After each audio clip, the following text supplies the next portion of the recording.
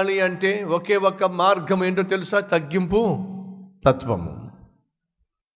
మనలో కొంతమంది చాలా తగ్గించుకుంటారు. మందిరానికి వచ్చినప్పుడు ప్రభువా నాలాంటి పాపిష్టిది లోకంలో ఎవ్వరూ లేరయ్యా, నాలాంటి పాపిష్టి వాడి లోకంలో ఎవ్వరూ లేరయ్యా. ఒకవేళ పాపిష్టి వాళ్ళందరినీ మీరు ఒకవేళ లైన్లో నిలబడితే ఫస్ట్ నేనే నిలబడతానయ్యా. ఎంత చక్కగా తగ్గించుకుంటారో. ఆ పాస్టర్ గారు చెప్పారు, ఎవరైనా ప్రార్థన చేస్తున్నట్లయితే ఆ ప్రార్థనలో మీరు కూడా ఏకీభవించండి. అలా ఏకీభవించి ప్రార్థన చేస్తే వెంటనే జవాబు వస్తుందని చెప్పి పాస్టర్ గారు చెప్పారు.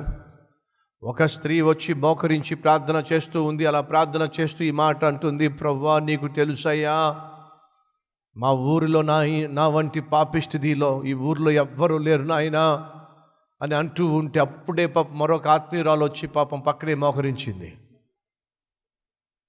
పాస్టర్ గారు ఏం చెప్పారు? ఎవరైనా ప్రార్థన చేస్తూ ఉంటే వారితో పాటు ఏకీభవించి మీరు కూడా ప్రార్థనలో ఏకీభవిస్తే దేవుడు వెంటనే జవాబిస్తాడని చెప్పిన మాట జ్ఞాపకం వచ్చింది.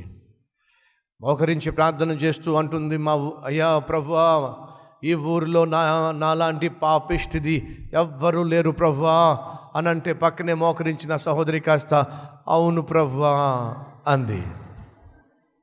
ఎప్పుడైతే అవును ప్రభువా అనందో ప్రార్థన చేసేది కాస్త పక్కకు చూసింది.